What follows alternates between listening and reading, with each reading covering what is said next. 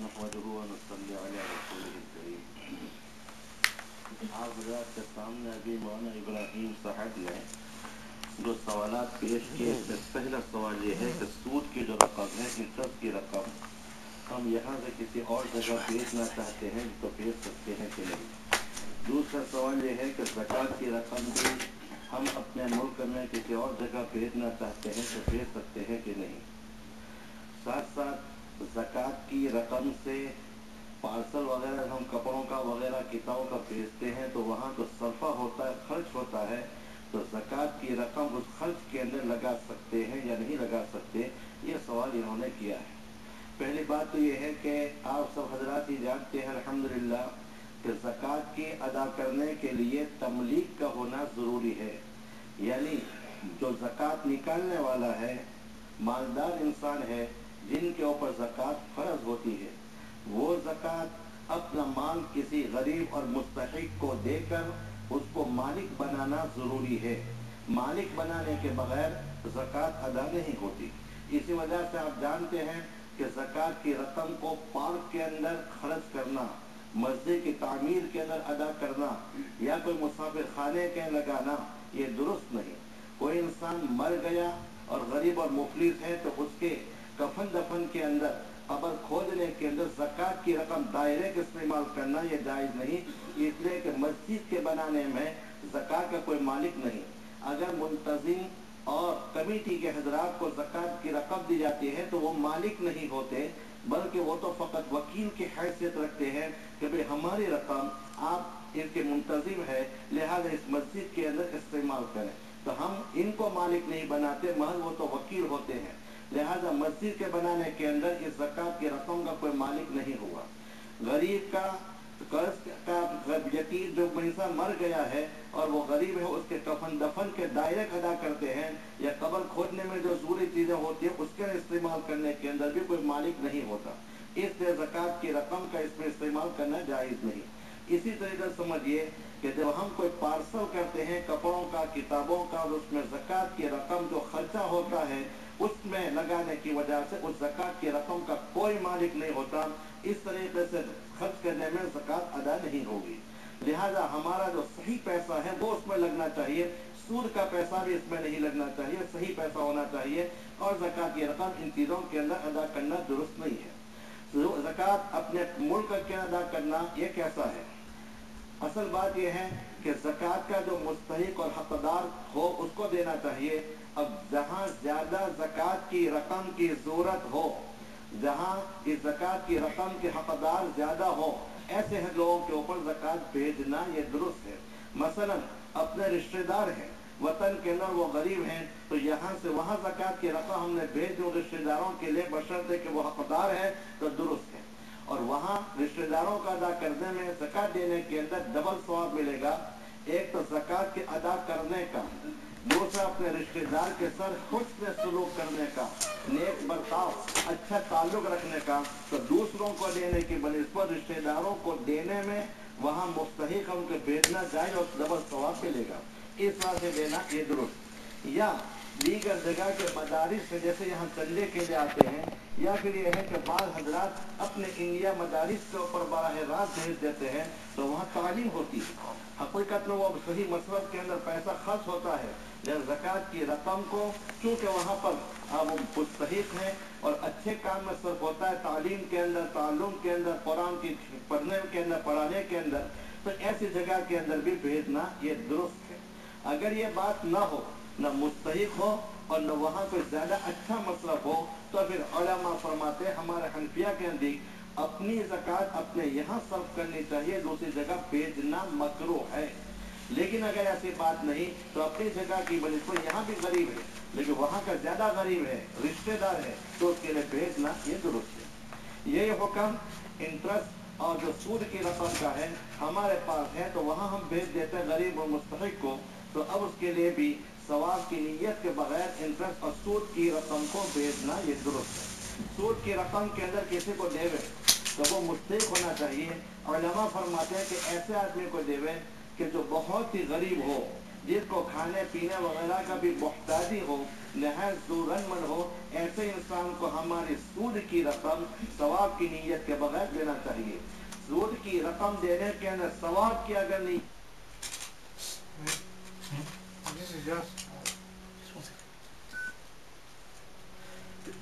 तो गुनाह होगा, इसलिए कि ये तो एक हराम माल है, नाजायज तौर पर हमने वसूल किया है। लेकिन उलमा ने बैंक वगैरह से इस सूद की रकम को वसूल करने के लिए फरमाया, इसलिए कि अगर हम नहीं वसूल करते और वहीं रहने देंगे तो वो लोग अपने चर्च के अंदर खर्च करेंगे, मुसलमानों के खिलाफ खर्च करेंगे, और ऐसे वाक़यात पहले बन चुके। इससे फुक़हा ने फिर बाद में फतवा दिया कि वहाँ से सूद की रकम उठा लो, और उठा करके जो निहायत ही गरीब और तंगदस्त हो सवाब की नीयत के बगैर उसको दे दो। इसलिए कि ये तो गोया सांप और बिच्छू की तरह रकम है, जल्द से जल्द उसको अपने पास से वबाल के उतारने के लिए फुक़हा फरमाते हैं कि सूद और ब्याज की रकम, इंटरेस्ट की रकम, ये गोया सांप और बिच्छू है, और खुदा न खास्ता कि बिच्छू कपड़ों पर आ जाते हैं तो उसको हम निकाल देते हैं, इस तरीके उसको निकाल देना चाहिए जल्द से जल्द। बाद में फरमाया कि एक नजासत और नापाकी है, और नापाकी कपड़े पर बदन पर लग जाती है तो उसको धोकर दूर की जाती है, अपने तक पास उसको निकाल देना चाहिए। इसलिए सूद ये रकम जो हराम के हमारे पास आ चुकी है उसको गरीब को सवाब की नीयत के बगैर देना दुरुस्त है। ज़कात की रकम को भी इस तरह से ज्यादा मोहताज है या अपने रिश्तेदारों को भेजना दुरुस्त है, औला है। और सर्फ करना, जिसमें मालिक होता उसके न सर्फ कर सकते हैं, खर्च कर सकते हैं, लिहाजा पार्सल में जो टिकट लगती है, जो खर्च होता है, उसके अंदर इस रकम को इस्तेमाल करना जायज़ नहीं, इसलिए कि उसका कोई मालिक नहीं होता। कुरान हकीम के अंदर अल्लाह ताला ने फरमाया आसरा को खिताब करते हुए कि खुद मिन अमवालिहिम सदक़तन तुतहिरुहुम व तुज़क्कीहिम।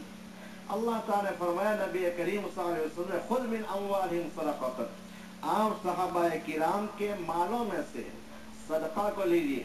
खुद मिन अमवालिहिम सदक़तन, और ये सदका के मतलब वही ज़कात है, सदक़े फितर है वगैरह। ये और इसका फायदा भी बताया कि तुज़क्कीहिम व तुतहिरुहुम, यानी उनको पाक साफ कर देगा। ज़कात के निकालने की वजह से इंसान को खुद भी फायदा होता है, माल भी पाक साफ होता है। ये तो ऐसी से मिसाल बताया करते हैं कि अगर हमारे बदन के अंदर फोड़ा फुंसी हो गई, खराब खून आ गया, अगर खराब खून को नहीं निकाला, इस खराब खून ने दूसरे उस्व को भी खराब कर दिया और उसकी बीमारी और ज्यादा फैलती जाएगी, सरायत करती जाएगी। इस वजह से नश्तर के जरिए से, ऑपरेशन के जरिए से वहां से खराब खून को निकाल देते हैं ताकि दूसरा उस्व सही सालिम रहे। इसी तरीके से ज़कात का जो हमारे ऊपर फर्ज है, इसमें गरीबों का हक है। जैसे हमने गस्ब और जबरदस्ती करके किसी की कोई चीज ले ली तो वो हमारी नहीं होती, वो उसकी है। इसी तरह के ज़कात हमारे पर जितनी भी फर्ज होती है तो वो हमारी नहीं है, बल्कि गरीबों की माल वो हो गया। अब अगर हमने ज़कात अदा नहीं की तो गरीबों की हक तलफी की, गोया गरीबों का माल लिया, और गरीबों का माल लेकर अपने माल के मिलाने के अंदर हलाल और हराम दोनों के मिलने की वजह से हदीस पाक में फरमाया कि ये हराम माल हलाल माल को भी खराब कर देगा, ज़ाय कर देगा। लिहाजा ज़कात के निकालने की वजह से हमारा माल भी पाक साफ हो जाता है, नीज इंसान भी पाक साफ होता है।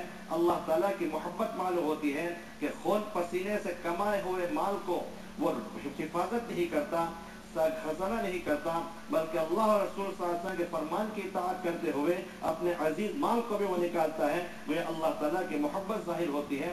तो इसमें माल की पाक सफाई होती है, इंसान भी अल्लाह ताला का गोया महबूब होता है। इस वजह ज़कात के निकालने के अंदर कुरान करीम के अंदर ये फायदा बयान किया। आगे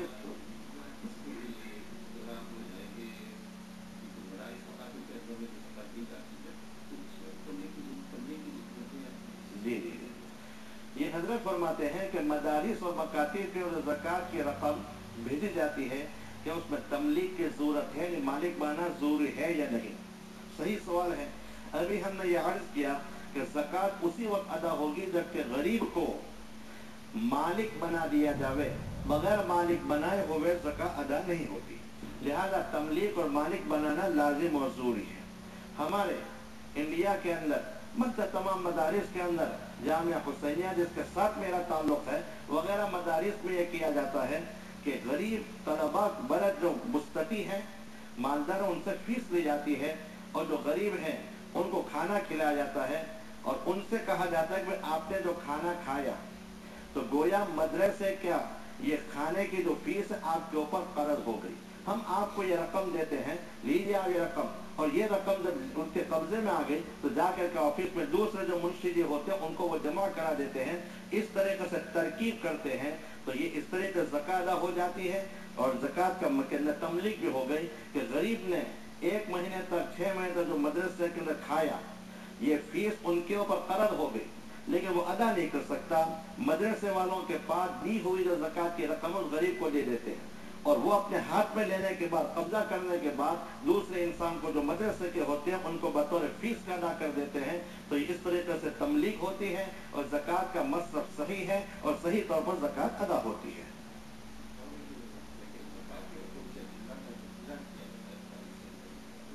केवल लिल्लाह का यानी क्या मतलब?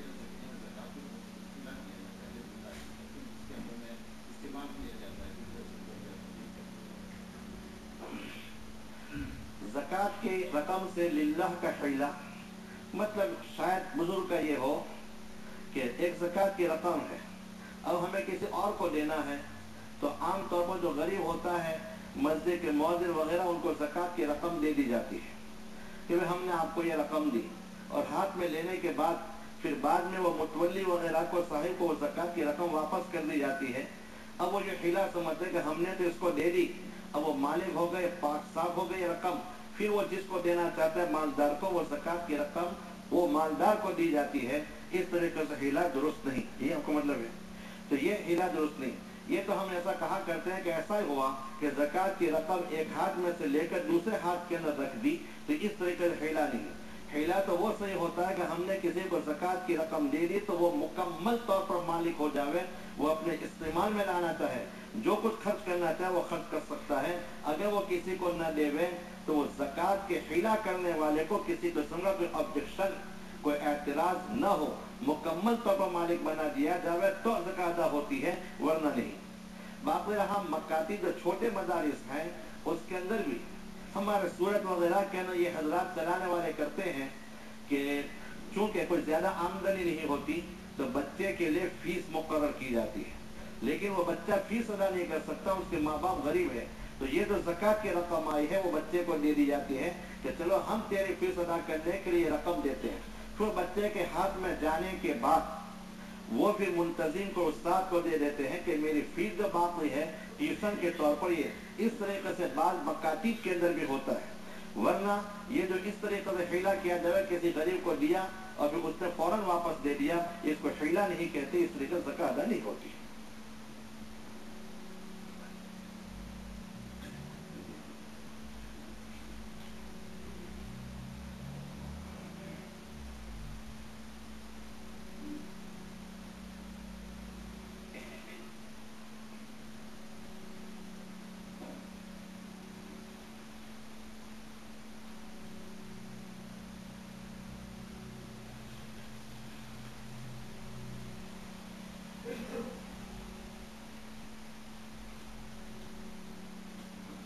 जी, इनका यह सवाल ये है, सूद और ब्याज के पैसे देना और लेना हराम है तो फिर टॉयलेट में इस्तेमाल करने की इजाज़त कैसे हो सकती है? अभी हमने ये अर्ज किया कि सूद का लेना इसलिए उलमा ने जायज़ करार दिया कि अगर वहाँ से न लिया जावे तो हमारी सूद की रकम से अपने चर्च के अंदर, इस्लाम के खिलाफ के अंदर वो इस्तेमाल कर सकते हैं। इस मजबूरी की बिना पर लेने को जायज़ करार दिया। फिक़ह का कायदा है मन इब्तला बिबलियतैन फल्यख्तर अहवनहुमा, जो इंसान दो मुसीबतों के मुब्तला हो इनमें जो आसान मुसीबत हो उसको इख्तियार कर लेवे।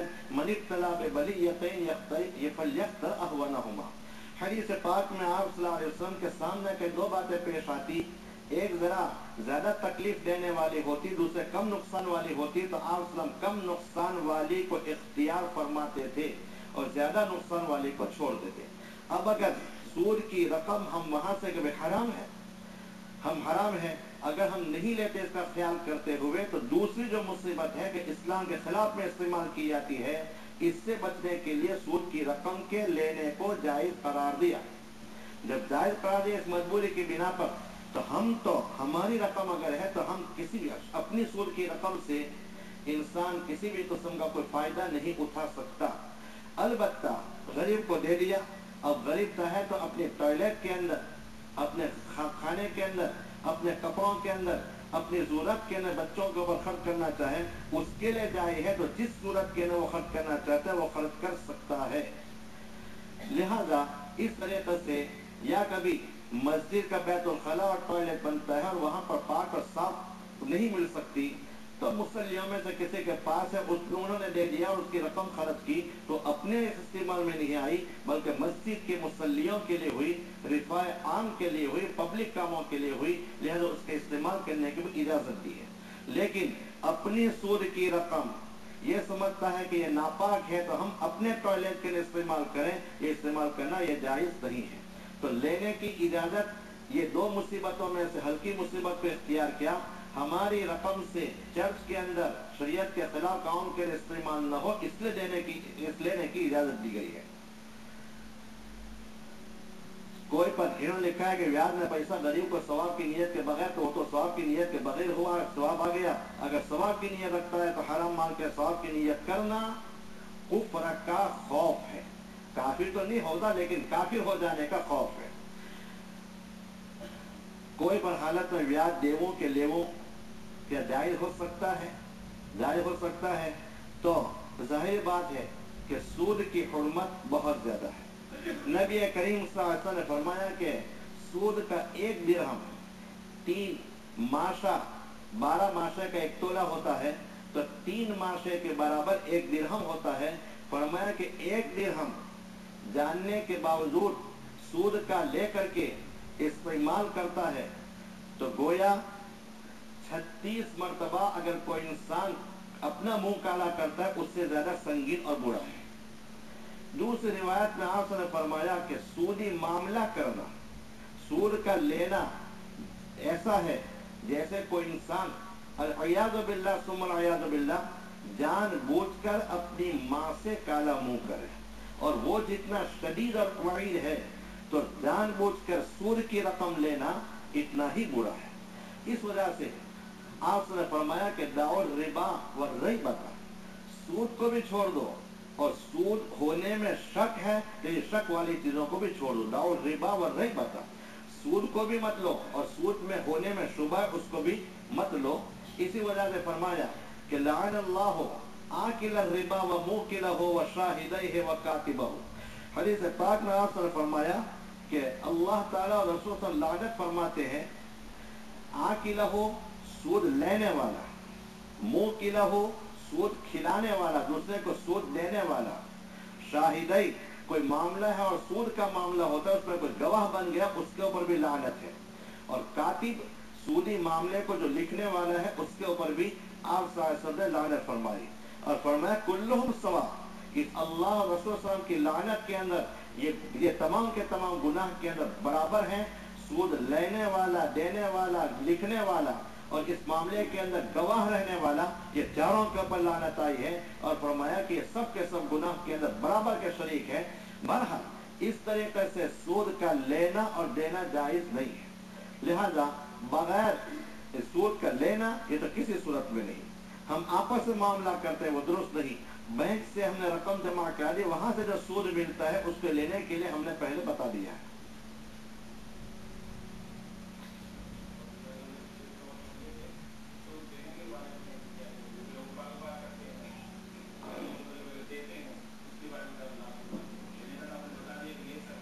मैंने जानबूझ के इसको छोड़ दिया।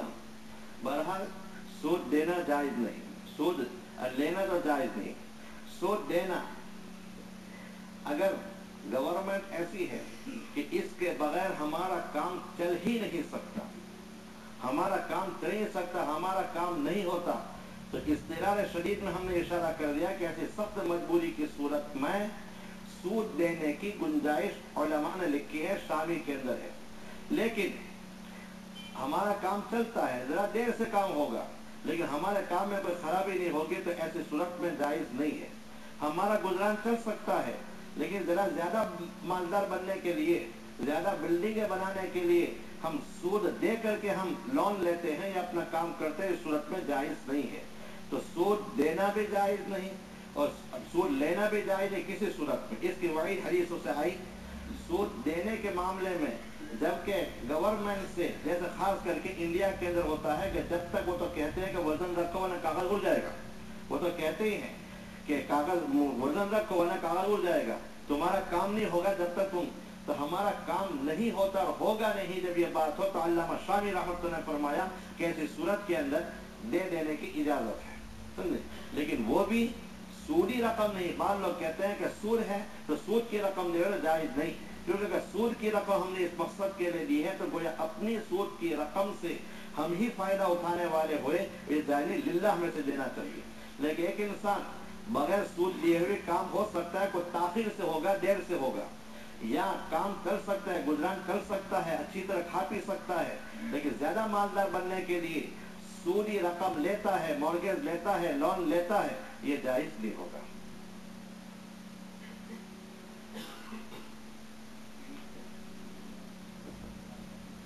जी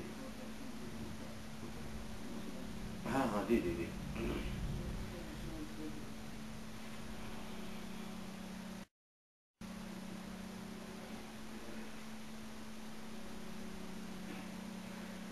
हजरत मौलाना दाऊद साहब ने फरमाया कि इंश्योरेंस यानी टैक्स वगैरह में ये सूद की रकम देना जायज है कि नहीं। तो जवाब साहब हजरत समझ ही गए हैं कि अपनी सूद की रकम से खुद फायदा हासिल करना जायज नहीं। अब हमारे ऊपर किसी किस्म का टैक्स आया, मकान का टैक्स आता है और पानी का टैक्स आता है, गैस बिल आता है वगैरह और टैक्स आते हैं, रोड का टैक्स आता है या मोटर का टैक्स आता है वगैरह, तो अगर हमने हमारी सूद की रकम इसके लिए इस्तेमाल की तो गोया हमने ही फायदा उठाया सूद की रकम से, और अपनी सूदी रकम से फायदा उठाना जायज नहीं है। इसलिए अपनी सही रकम इसके लिए इस्तेमाल करना चाहिए। सूदी रकम से टैक्स अदा करना, मकान का, पानी का या इनकम टैक्स अदा करना, ये जायज नहीं है। यहाँ ये इन्होंने सवाल किया कि मियाँ बीवी में अगर लड़के लड़की में कोई तलाक हो जाती है और तलाक देने के लिए लड़की से कुछ रकम ली जाती है और लड़की की हैसियत से ज्यादा, इसके मुतालिक क्या हुक्म है। लड़का और लड़की में बनत नहीं, अब वो तलाक देना चाहता है लेकिन पैसे लेना चाहता है और पैसे ले करके वो तलाक देता है और इतनी रकम मांगता है कि लड़की के माँ बाप में उसे अदा करने की हैसियत और ताकत नहीं, तो इसके मुतालिक क्या हुक्म। असल बात तो यह है कि हत्तल इम्कान तलाक देना जायज नहीं। तलाक देने की वजह से अर्श इलाही हिल जाता है। अल्लाह ताला का अर्श ने फरमाया कि हिल जाता है। बहश्त ज़बर किताब तलाक के अंदर हाशिए के लिए लिखा हुआ है कि यहुज़्ज़ु ज़िल्लुल्लाह, अल्लाह ताला का ज़िल, अल्लाह ताला का अर्श हिल जाता है।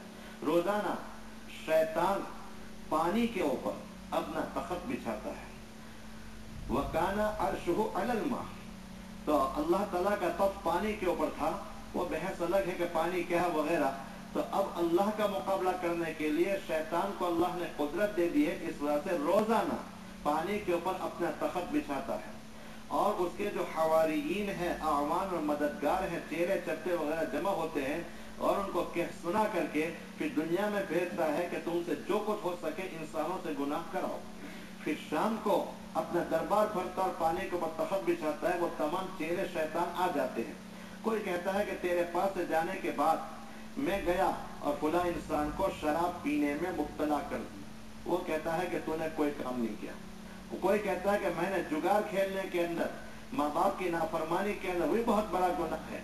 कोई आकर यह कहता है कि मैं गया मियाँ बीवी के पीछे लगा रहा, यहाँ तक कि दोनों में मैंने जुदाई करा दी, तलाक दे दी, या फिर कि वो नाराज होकर चली गई, तो कहता है तूने अच्छा काम किया, और उसको अपने सीने से लगाता है। इसलिए कि एक मियाँ बीवी के दरमियान में जुदाई की वजह से बहुत से गुनाह होते हैं। जैसे गेहूं होता है आटा, तो उससे बहुत से पकवान बनाए जा सकते हैं। इसी तरीके से एक तलाक हो गई, इसमें ग़िबत भी हुई, इसमें मारधार भी हुई, कत्ल क़ताल भी हुआ, कोर्ट में केस भी हुआ, झूठ भी हुआ, तो बहुत से गुनाह का इर्तिकाब होता है। इसे उसको अपने गले से लगाता है तो अल्लाह रसूल नाराज होते हैं, शैतान राजी होता है। इसलिए तलाक देने की इजाजत नहीं। البتہ عورت بالکل منہ زور ہے کہ گھر بنے ایسی صورت نے ہر ممکن طریقے سے تو کبھی عضو فاسد کو آپریشن کے ذریعے سے دور کر دیا جاتا ہے، ایسی مجبوری کی صورت میں شریعت نے اجازت دی ہے۔ پھر پیسے وغیرہ دے کر کے طلاق دینا، عورت سے پیسے لینا، اس کو کہتے ہیں خلا۔ قرآن حکیم کے نے فرمایا کہ اگر زیادتی لڑکے کی ہے، وہ ظلم و ستم کرتا، عورت رہنا چاہتے ہیں بیچارے لیکن وہ رکھتا نہیں، تو ایک پیسہ بھی اس کے پاس سے لینا حرام، نہیں لے سکتا۔ اور اگر مرد رکھنا چاہتا ہے لڑکا لیکن لڑکی رہنا نہیں چاہتی تو اجازت ہے کہ وہ پیسے لیوے، لیکن جتنا اس نے دیا ہے، مہر میں جو رقم دی ہے بس وہی رقم وہ لے سکتا ہے، مہر سے زیادہ لینے کو ہدایت دے گا۔ قرآن حکیم کے نے اس کو مکروہ قرار دیا ہے، فرمایا کہ یہ جائز نہیں ہے۔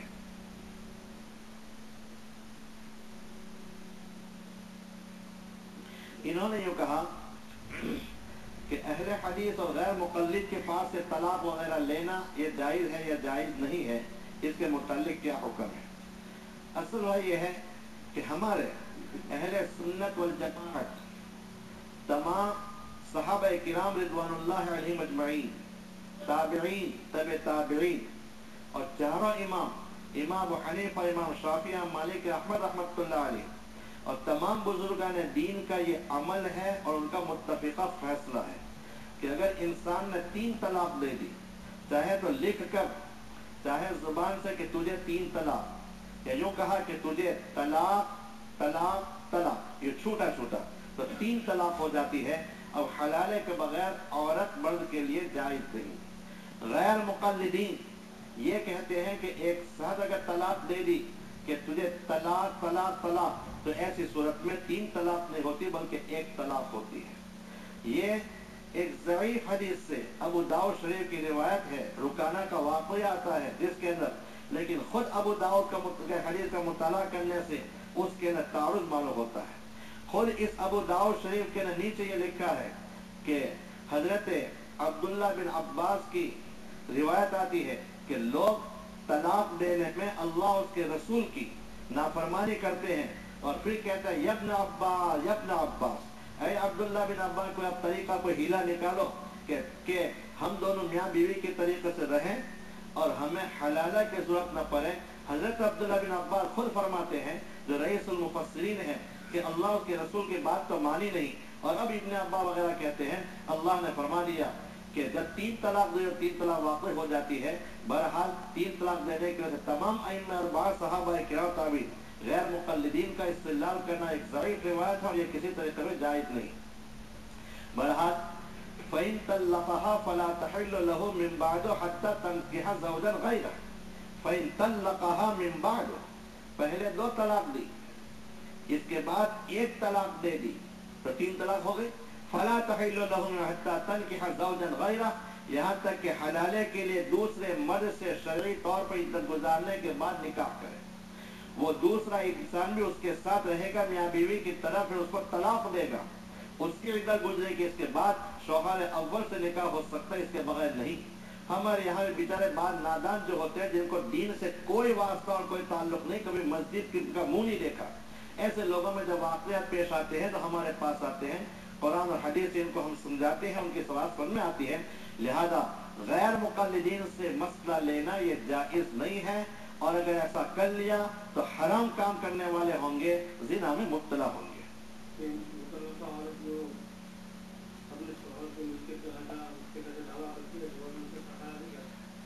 یہ تو یہاں کا مسئلہ ہے، یہ الگ بات۔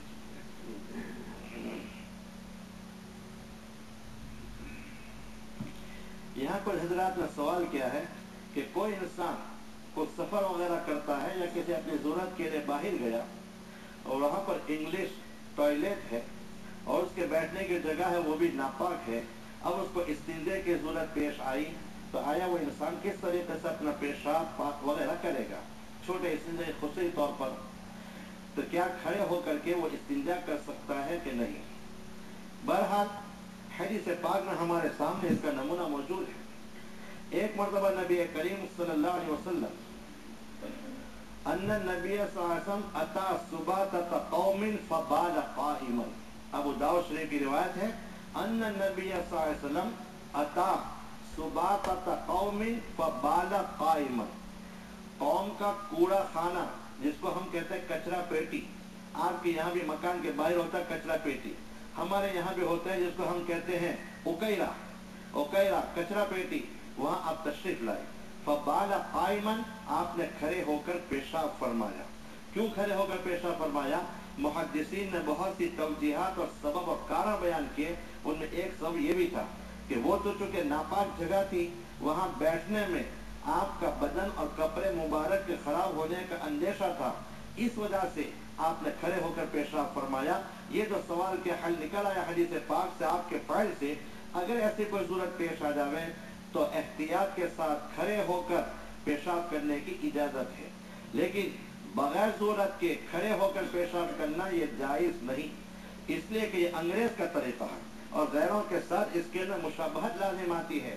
और मन तशब्बह बिकौमिन फहुवा मिनहुम, जो इंसान जिस कौम के साथ मुशाबर इख्तियार करता है उन्हीं में से होता है। इस वजह से अपने पतलून की हिफाजत की वजह से, वो बहुत चुस्त होने की वजह से बैठ नहीं सकता तो खड़े होकर पेशाब करता है, तो ये जायज नहीं, ये गोया गैरों का तरीका है। और गैरों के तरीका इख्तियार करने की वजह से क़यामत के दिन बल्कि आलम बरज़ख में भी उन्हीं के साथ हश्र हो गए। हमारे शायख मौलाना मसीहुल्लाह खान रहमतुल्लाह अलैह ने अपने शेख से, थानवी रहमतुल्लाह अलैह से एक बात नकल फरमाई है कि एक मक्का मुअज़्ज़मा का आलिम, एक इंसान का मक्का मुअज़्ज़मा के अंदर इंतकाल हुआ, उनको मक्का मुअज़्ज़मा के अंदर दफन कर दिया। इसके बाद एक आलिम का इंतकाल हुआ, तो आलिम ने वसीयत की थी कि फला इंसान जो दफन हुआ है मुझसे पहले मर गया है, तो उसके साथ मुझे दफन करना। चुनांचे जब वो आलिम का इंतकाल हुआ तो उसकी वसीयत के मुआफिक कब्र को खोदी और वहां पर यह के दफन किया। जब कब्र खोदी के तो देखते हैं कि वो जो आलिम है, खुद देखवा तो वहां पर वो आलिम की लाश नहीं है, लाश नहीं, बल्कि उसकी जगह पर एक फ्रांस की एक लेडी और लड़की कि वहाँ लाश मौजूद है। लोग बड़े हैरत में रहे कि जिसको आलिम को, इंसान को अपने हाथों से यहाँ दफन किया, वो तो यहाँ मौजूद नहीं है और यहाँ यूरोपियन लड़की मौजूद है, आखिर क्या बात है। बहुत से लोग जमा हुए, बहुत से लोगों के, एक इंसान जो हज के लिए आया था उसने कहा कि इस लड़की को मैं पहचानता हूँ, ये मुल्क फ्रांस की है, पोशीदा तौर पर अपने माँ बाप से अलग होकर मुसलमान हो गई थी, उसको कुरान को पढ़ाने वाला मैं हूँ। खैर, तो कुरान के पढ़ाने की वजह से और इस्लाम कबूल करने की वजह से, कुरान की तालीमात की वजह से, इस्लाम के साथ मोहब्बत की वजह से अल्लाह ताला उसकी लाश को यहाँ लाया। तब देखा कि वो आदमी कहाँ गया।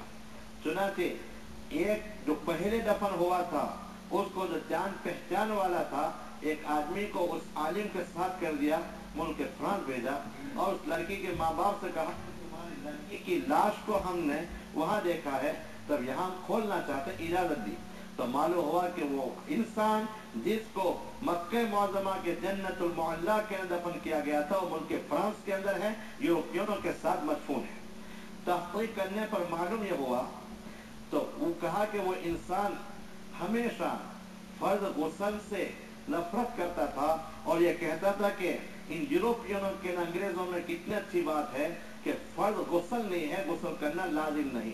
तो उनके तरीके को इख्तियार करने की वजह से मक्के मुअज़्ज़मा में दफन होने वाले इंसान को मुल्क फ्रांस में नकल किया गया और फ्रांस में मरने वाले दफन होने वाली लड़की इस्लाम के पसंद करने की वजह से मक्के मुअज़्ज़मा के जन्नतुल मुअल्ला के उसको दफन किया गया। इस तरीके से अल्लाह ताला इंतकालात भी करते हैं। शिया लोग, राफ़िज़ी लोग सब शेखैन करते हैं, अबू बकर सिद्दीक, उमर इब्न खत्ताब को गालियां देते हैं। हर वक्त मुहर्रम के महीने में ये लोग अपने अखाड़े के अंदर तौड़िया करते हैं और हम मुसलमानों के अहले सुन्नत को वो लोग बात फटकने भी नहीं देते। तफसीर रुहुल बयान के अंदर लिखा उनके मुतालिक भी कि इस तरीके से एक राफ़िज़ी का इंतकाल हुआ, उसको दफन कर दिया। दफन करने के बाद उसकी लाश खत्म हो गई, उड़ गई और वो मिट्टी भी नहीं थी।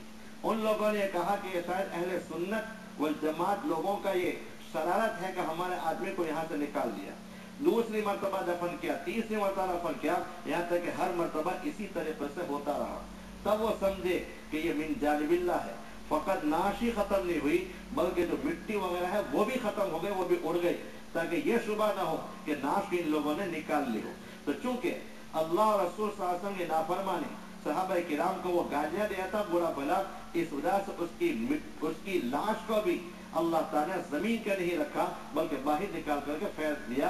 इस तरीके से गैरों के साथ बुरा बर्ताव, सहाबा किराम औलिया इज़ाम की तौहीन और गैरों के तरीक़े को इख्तियार करने की वजह से अल्लाह ताला कभी कभी लोगों को बताने के लिए उसकी नाश को भी खत्म कर देते हैं।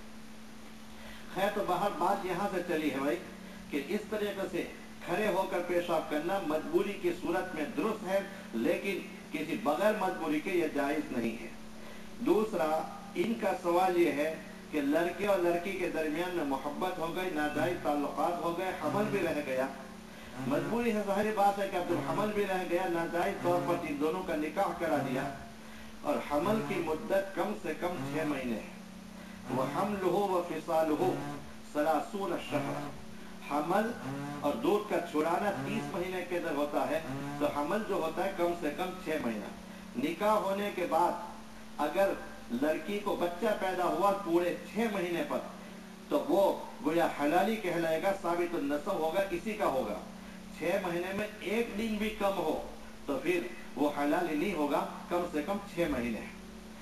लिहाजा जब निकाह का नाजायज तौर पर ताल्लुकात हुए, हमल रह गया और निकाह के 5 महीने के बाद बच्चा पैदा हुआ, हमने कहा 6 महीने में 5.5 महीने में बच्चा पैदा हुआ, तो अब ये लड़का इस निकाह करने वाले का नहीं कहा जाएगा, साबित नस्ब नहीं होगा, इसलिए कि ये जो हमल ठहरा है ये निकाह शरई से पहले का है। आप हदीस पाक में फरमाया अल वलद लिल फिराश वलिल आहिरिल हजत, यानी शरई एतबार से जो औरत किसी के निकाह में होती है लड़का उसी शोहर का कहलाएगा। आपको ताज्जुब होगा, लेकिन मसला अपनी जगह के ऊपर है। शामी और वगैरह फुक़हा ने फरमाया कि मशरिक और मगरिब के दरमियान में लड़के में फर्क है और एक दूसरे का मुंह भी नहीं देखा। मसला लड़का यहाँ है, लड़की वहाँ है, लड़का वहाँ है, लड़की यहाँ है, और निकाह हो गया वकील के जरिए से, दोनों के दरमियान मुलाकात नहीं हुई, लेकिन लड़की को बच्चा पैदा हो गया, निकाह शरई हुआ, और निकाह के 6 महीने के बाद, 8 महीने के बाद, 2 साल के बाद, 5 साल के बाद, लेकिन दोनों के में मुलाकात बिल्कुल नहीं हुई, तो इस हदीस पाक की वजह से शरई एतबार से ये लड़का साबित नस्ब कहलाएगा। अल वलद लिल फिराश वलिल आहिरिल हजर, शरई एतबार से जो औरत जिसके निकाह में होती है लड़का उसी का होता है। वहाँ किताबों के मशरिक और मगरिब के मुतालिक आता है कि फासला दोनों के दरमियान में है, एक दूसरे की मुलाकात नहीं हुई, मुंह भी नहीं देखा, लेकिन लड़का पैदा हुआ, इसी मत का कहलाएगा। फुक़हा फरमाते हैं कि अल्लाह ताला की जात से बाइद नहीं हो सकता है कि करामत पैदा कर दी, वहां पहुंच गया हो, मुलाकात हुई हो। हाँ, अगर नहीं है तो लड़का इनकार कर सकता है। इनकार करने के बाद जो लिआन का तरीका है वो लिआन होगा, इसके बाद दोनों के में जुदाई होगी और लड़का साबित नस्ब नहीं होगा। इस शरीयत ने ये तरीका रखा है, लेकिन लड़का खामोश है, कुछ बोलता नहीं, तो दूसरों को चीज में गोइयां करने की इजाजत नहीं है। लिहाजा अब इस तरह के नाजायज ताल्लुक से हमल रह गया और निकाह करा दिया और निकाह के 5 महीने का बच्चा पैदा हुआ, तो यह साबित नस्ब नहीं कहलाएगा।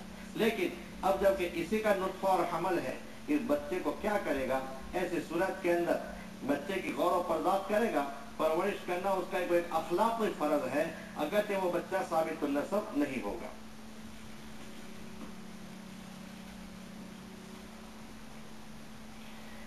इन हजरात का सवाल यह है कि पेंशन बचत योजना के अंदर हम हिस्सा ले सकते हैं कि नहीं। तहक़ीक़ करने पर मालूम हुआ तो ये तो ऐसा है जैसे जिंदगी का बीमा कराते हैं। मसला आपने जिंदगी का बीमा करा लिया, पैसे भरते हैं, और खुदा न खास्ता जितने सालों का बीमा कराया था इस दरमियान में एक्सीडेंट की वजह से खलास हो गया, इंश्योरेंस कंपनी जितने का हुआ था उतना उसको देते हैं। अभी आज बीमा कराया और पैसे भी भरे, मसलन 50 पाउंड का हफ्ता था और उसके बाद वो मर गया, तो अगर 50,000 का जो बीमा था तो 50,000 उसको मिलेंगे। ये जायज नहीं है, इसलिए कि इसमें सूद भी है और पैमात यानी जुगाड़ भी है। जुगाड़ वही हार जीत होती है, किसी को मालूम नहीं कौन हारता है कौन जीतता है। तो जिंदगी के बीमे के अंदर भी यही बात होती है کہ कब मरता है, क्या होता है, हमको कितने पैसे मिलेंगे, हर जीत का मामला हुआ। और 50 पाउंड भी एक आध 2 हफ्ते भरे और वो एक्सीडेंट में खलास हो गया, तो 50,000 या लाख या 2 लाख पाउंड उसको मिल गए, डॉलर मिल गए, तो वो ज्यादा किसके बदले क्या लेता है, ये उसके लेना जायज नहीं।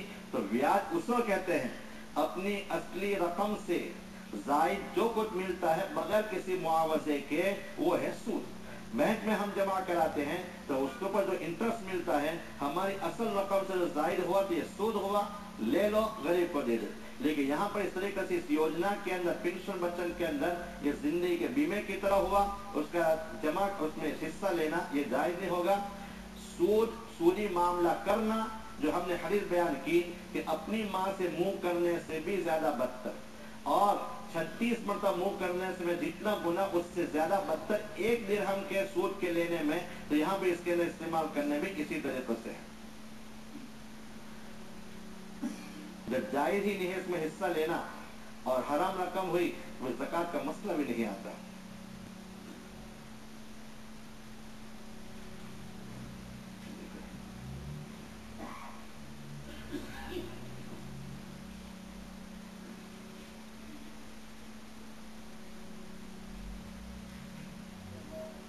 इन भाई का सवाल ये है कि औरत निकाह में है और उसके निकाह में होते हुए औरत की बहन से निकाह करता है, यानी साली से निकाह करता है, तो ये जायज नहीं।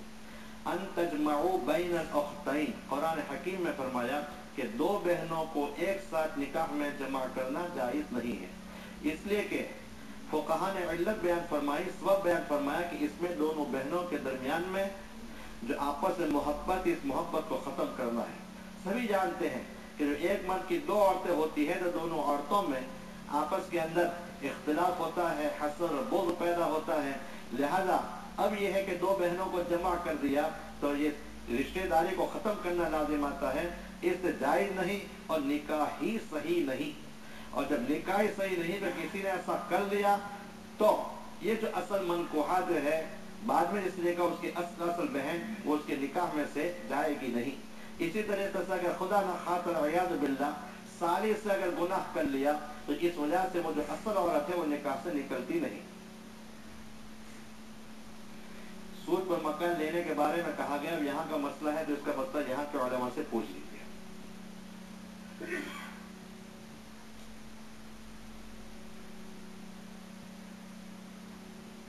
यहाँ इन्होंने सवाल किया है कि कुर्बानी जो होती है हिंदुस्तान में, यहाँ रहने वाला हिंदुस्तान के अंदर कुर्बानी करता है, इसके मुतालिक क्या हुक्म।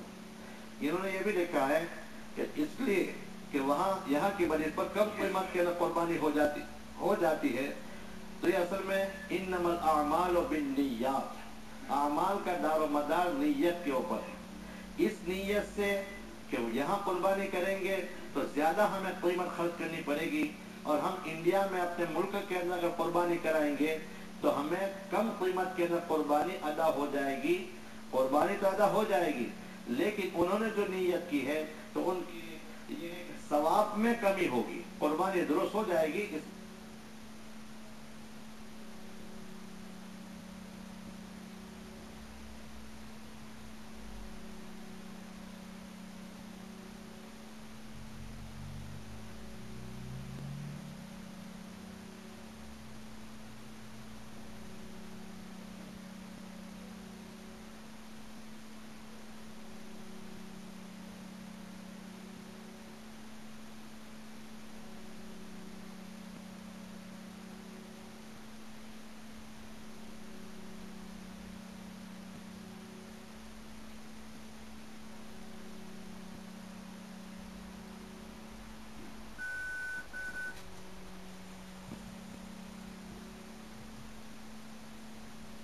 गोश्त अच्छा हो और ज्यादा कीमत वाला हो, वो जानवर कुर्बानी के लिए अच्छा है। कुर्बानी के अंदर फरबा जानवर हो, गोश्त अच्छा हो और ज्यादा कीमत वाला जानवर हो, यह सब जानवर होना चाहिए। आम सल्लल्लाहु अलैहि वसल्लम ने जिंदगी मुबारक के 2 मेढ़ों की कुर्बानी की थी जो सींगदार थे और फरबा थे, तो इस ज्यादा कीमत खरा तो इससे बचने के लिए वहां भेजता है, तो ये नीयत उनकी दुरुस्त नहीं, सवाब में कमी होगी। और कुर्बानी कामिल तौर पर जो अदा होनी चाहिए वो सवाब के एतबार से कुर्बानी में कमी होगी, वरना जो वाजिब कुर्बानी है वजूब उनके जिम्मे से खत्म हो जाएगा। अगर ये नियत करते हैं कि भाई वहाँ हमारे रिश्तेदार है, बेचारे गरीब है, वो भी गोश्त वगैरह खा लेवे, तो ऐसी सूरत के अंदर कोई हरज नहीं है। जैसे आप के ज़माने में एक मरतबा कहत पड़ा था, तो आपने फरमाया कि कुर्बानी के 3 दिन तक कुर्बानी करने वाला कुर्बानी के गोश्त को इस्तेमाल कर सकता है, 3 दिन से ज़्यादा रखना जायज़ नहीं। मकसद ये था कि कहत होने की वजह से अतराफ से, मदीने के अतराफ से लोग आ चुके थे, उनको भी कुर्बानी का गोश्त मिल जावे, इसलिए आप ने 3 दिन से ज्यादा के इस्तेमाल करने को मना करार दिया। दूसरा साल जब आया तो आपसे पूछा गया, फरमाया कि वो कहत खत्म हो गया, लिहाजा खुद खाओ, खिलाओ और सूखा करके, खुश्क करके अगर जखीरा स्टोर पे तुम करना चाहते हो तो कर सकते हो। तो मतलब ये हुआ कि कुर्बानी के अंदर दूसरों को फायदा पहुंचाना है। इस वजह से आपको मालूम है कि कुर्बानी के गोश्त के 3 हिस्से करें, एक हिस्सा अपने लिए, एक गुरबा के लिए और एक रिश्तेदारों को तकसीम कर दो। तो ये नीयत है कि उन बेचारों को भी गोश्त मिल जावे। तो इस नीयत की वजह से इंशाअल्लाह कुर्बानी का सवाब और रिश्तेदारों के साथ हुस्न सुलूक का सवाब इनको मिल जाएगा। यहाँ ये कहते हैं कि किसी इमाम की तकलीद करना जरूरी नहीं। आए इनका कहना सही है कि नहीं। गैर मुक़ल्लिदीन जिसको कहते हैं, गैर मुक़ल्लिदीन, वो ये कहते हैं कि अइम्मे अरबा में से किसी की भी तकलीद करना जरूरी नहीं, बस हम तो भाई ये कि हदीस ही को मानते हैं। ये बात उनकी सरासर गलत है, इसलिए कि कुरान में बाद मसाइल है और बाद मसाइल नहीं है। तो हुजूर अकरम सल्लल्लाहु अलैहि वसल्लम ने वो बयान फरमाया, वमा यंतिक़ु अनिल हवा इन हुवा इल्ला वहयु यूहा। कुरान हकीम में फरमाया कि आप सिर्फ अपनी तरफ से कोई बात नहीं बोलते, बल्कि अल्लाह ताला की तरफ से वही के जरिए से कही जाती है, वो आप सल्लल्लाहु अलैहि वसल्लम बयान फरमाते हैं। तो अल्लाह ताला ने अल्फाज के साथ जो कुछ नाजिल फरमाया उसको तो कहते हैं कुरान। तो अल्फाज भी और माना भी अल्लाह ताला की तरफ से, वो तो है कुरान। और नबी करीम सल्लल्लाहु अलैहि वसल्लम ने अपनी जुबान मुबारक से अपने अल्फाज में फरमाया, लेकिन माना अल्लाह ताला की तरफ से, वो तो है हदीस। लिहाजा कुरान की तशरीह समझने के लिए हदीस का होना लाजिम और जरूरी है। एक सहाबी जब ये आयत करीमा नाजिल हुई कि अतिम्मु सियाम इलल लैल, रोजे को तुम ये है कि रात को तक पूरा करो और खाओ पियो यहाँ तक के रोशनी हो जावे, तो उस सहाबी ने गोया ये है कि रोशनी हो जावे, रात की तारीकी वगैरह दूर हो जावे, तो धागा उन्होंने लिया और अपनी तकिए के नीचे रख लिया और वो खाते पीते रहे, यहाँ तक खूब रोशनी हो गई। और रोशनी होकर के वो सियाह और सफेद धागा जब नुमाया हो गया वहां तक, हुजूर अकरम सल्लल्लाहु अलैहि वसल्लम ने फरमाया कि इन्ना विसादतका लअरीज़, मालूम होता है कि आपका तकिया बड़ा चौड़ा है। भाई इससे मुराद तो ये है कि रात दिन का आना, दिन के सफेद और रात की तारीकी, ये है। तो सहाबा किराम जो अफसहुल लिसान है, कुरान को नहीं समझ सके आम समझ के बगैर और हदीस के बगैर, तो इसी तरीके से हदीस का समझना भी फुकाहा के जरिए से हो सकता है।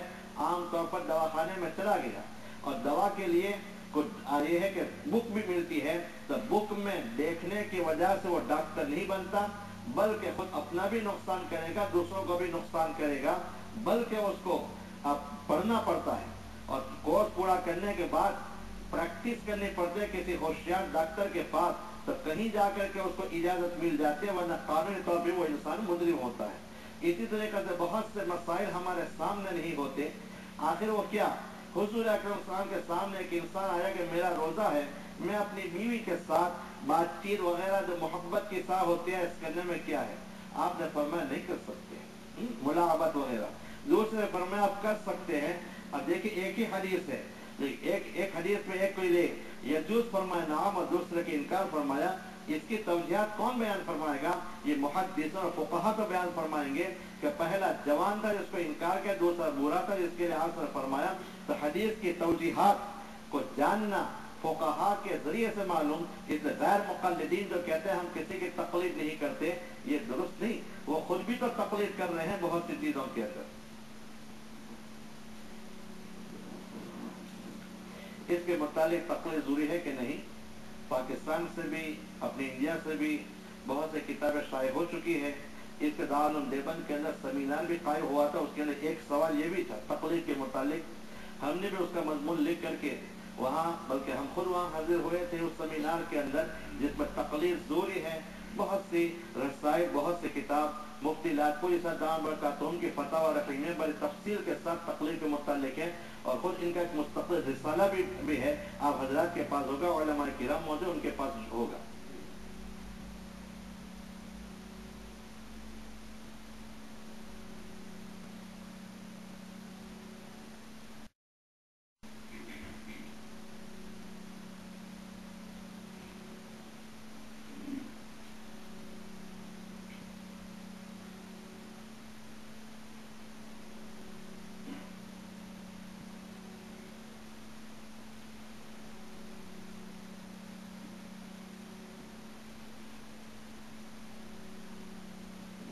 इन्होंने सवाल किया, मियाँ बीवी है तो मर्द ने तो हज किया है, औरत ने हज नहीं किया, इसके मुतालिक क्या हुक्म? अगर औरत के ऊपर हज फर्ज है, मर्द ने हज कर लिया, किसी वजह से अपने साथ नहीं ले जा सका और औरत के ऊपर हज फर्ज है, तो औरत के लिए हज तो फर्ज हो गया। हज के फर्ज होने के लिए मर्द के लिए तो ये जरूरी है कि यहाँ से लेकर मक्के मुअज़्ज़मा तक जाने का किराया और वहाँ के रहने का जरूरी खर्च हो, और अपने बाल बच्चे वगैरह का खर्चा भी दे जावे, इतना उसके पास पैसे हो तो उसके ऊपर हज करना फर्ज होता है। औरत के लिए तो बाल बच्चों के भी जरूरी नहीं, वहाँ यहाँ से जाने आने का किराया, वहाँ पर रहने का जो मकान वगैरह किराया, खाने का खर्च, खजूर लाने का नहीं लाने का खर्च पर शामिल नहीं, लिहाजा ये जरूरी खर्च तो औरत के ऊपर हज करना फर्ज होता है। अब एक तो वजूब फर्ज है, एक अदाए फर्ज, लिहाजा वजूब फर्ज तो हो गया, लेकिन औरत के जाने के लिए महरम का होना जरूरी है। यहाँ महरम उसको कहते हैं कि जिसके साथ हमेशा हमेशा के लिए निकाह करना हराम हो, हमेशा के लिए। जैसे बाप है, भाई है, हकीकी चचा है, हकीकी मामू है, इनके साथ तो वो जा सकती है, लेकिन वक्ती तौर पर निकाह करना हराम, बाद में हलाल हो सकता है। तो मतलब बहनोई, तो बहन भी जाती है ना बहनोई, तो उसको जाना ये जायज नहीं। बाल औरतें कहती हैं कि भाई मोहल्ले के सिकार और औरतें जाती है, भरोसे वाली औरतें जाते हैं, उसमें पराया मर्द भी है, इनके साथ जाना जायज नहीं।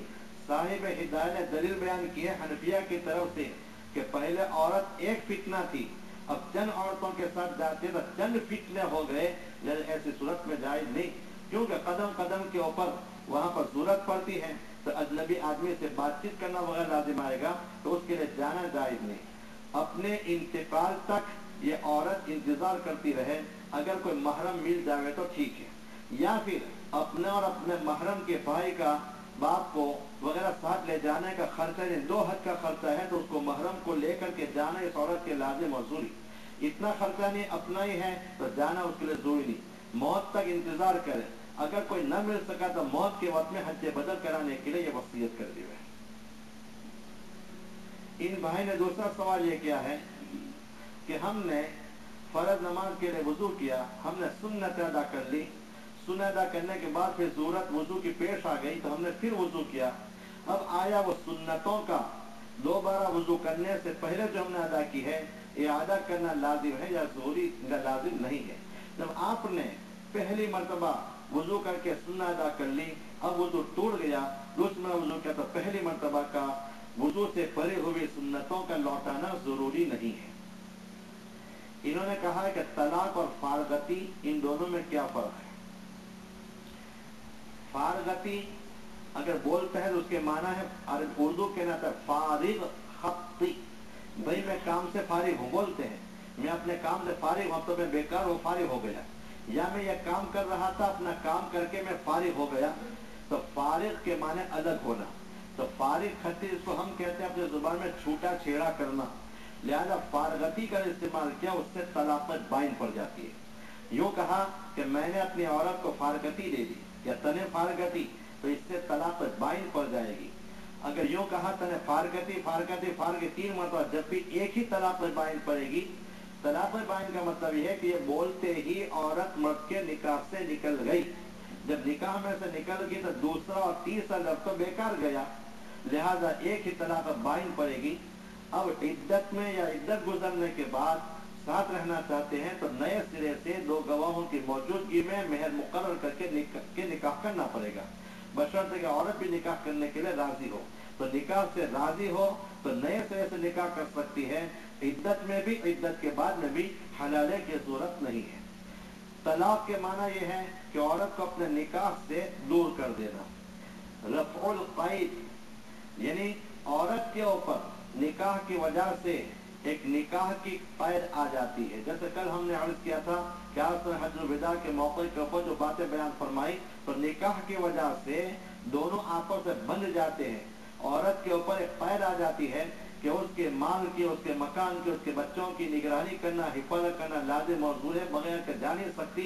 ये निकाह के इस कैद को बेड़ी के उठा देने को कहते हैं तलाक। इसकी 3 सूरतें हैं, तलाक अहसन, तलाक हसन और तलाक मुगल्लज़ा। बहरहाल उलमा मौजूद आपको इसकी तफसील समझाएंगे। ये है तलाक। अगर तलाक एक दे दी है, निकाह से निकलती नहीं, मियाँ बीवी की तरफ साथ रहना चाहते हैं, रह सकते हैं, लेकिन स्टॉक जमा हो जाएगी। इसके बाद 2 तलाक देगा 10 साल के बाद भी, तो पहले 10 साल पहले की 1 तलाक, 10 साल के बाद की 2 तलाक मिलकर 3 तलाक हो जाएगी, उसके निकाह से निकल जाएगी। खुलासे का फर्क ये निकला कि फारगती में फौरन निकाह से निकल जाती है, और तलाक की 3 सूरतें हैं, जैसी तलाक देगा उसके मौके हुक्म लगेगा।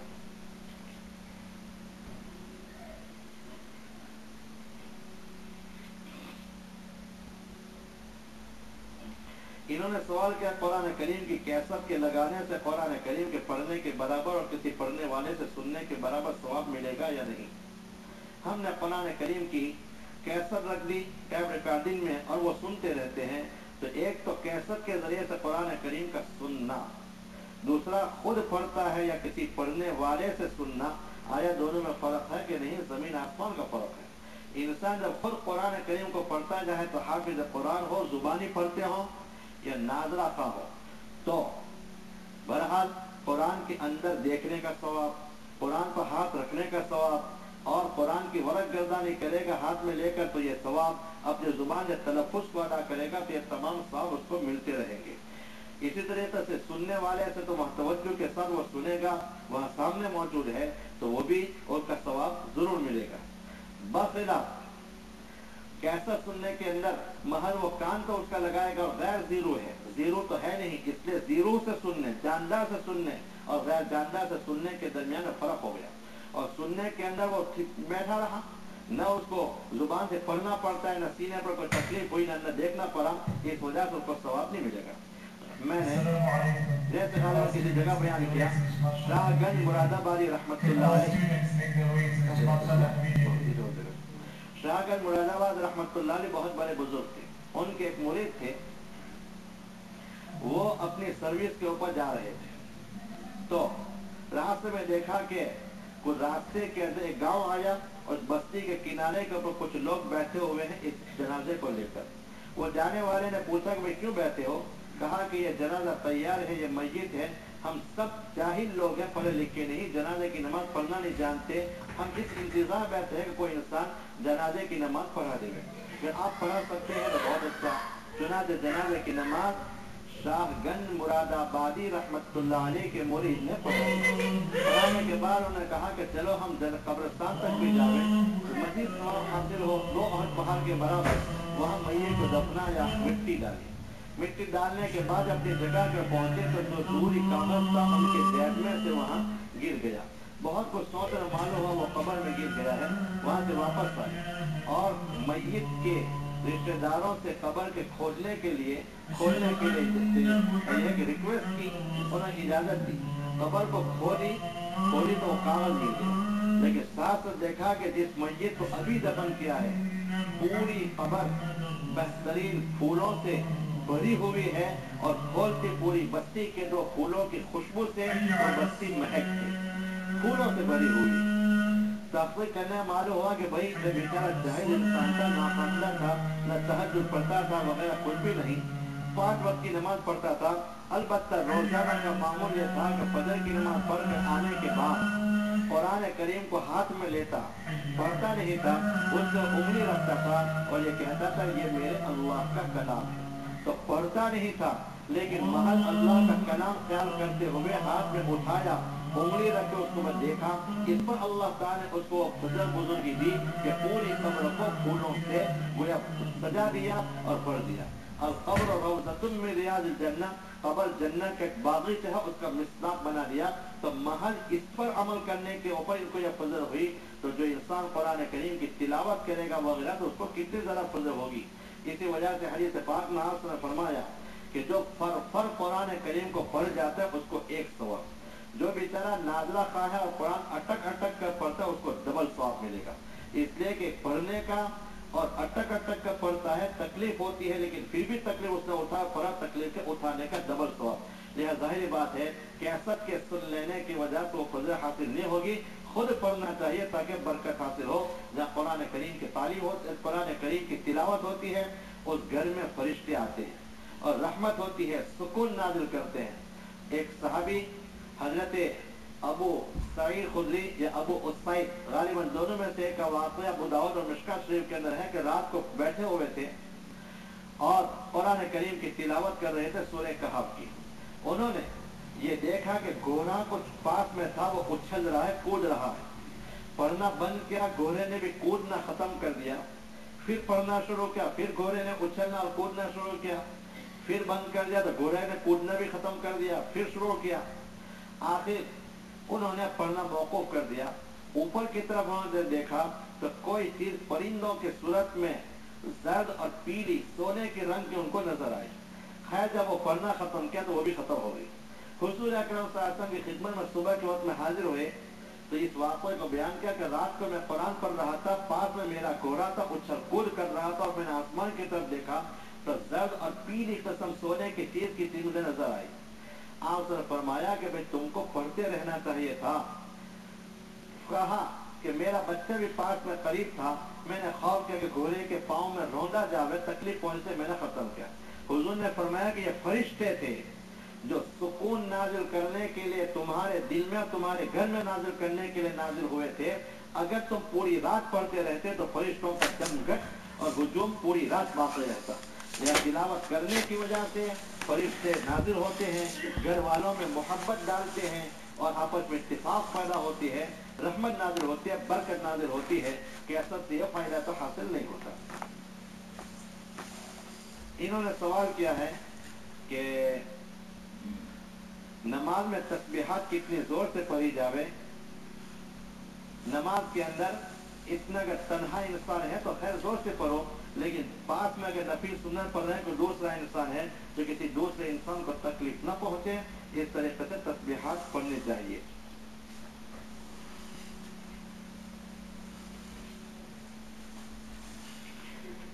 یہاں انہوں نے لکھا ہے کہ سلفی لوگ، غیر مقل لوگ حنفیوں کو غلط عمل کرنے والے بتاتے ہیں اور حدیث پر عمل کا دعویٰ کرتے ہیں، اپنی نماز پڑھتے ہیں اور ہماری نماز غلط کہتے ہیں۔ اس بارے میں کیا بات ہے؟ ظاہری بات ہے کہ جہاں بڑے بڑے علماء نے جس کے اوپر عمل کیا ہو، تقلید کی ہو، علامہ انور شاہ کشمیری رحمۃ اللہ علیہ کو چلتا پھرتا کتب خانہ کہا جاتا تھا، مولانا محمد قاسم نانوتوی رحمۃ اللہ علیہ، اعلیٰ حضرت بریلوی رحمۃ اللہ علیہ وغیرہ بڑے بڑے بزرگوں نے تقلید کی ہے اور حنفی کہلاتے ہیں۔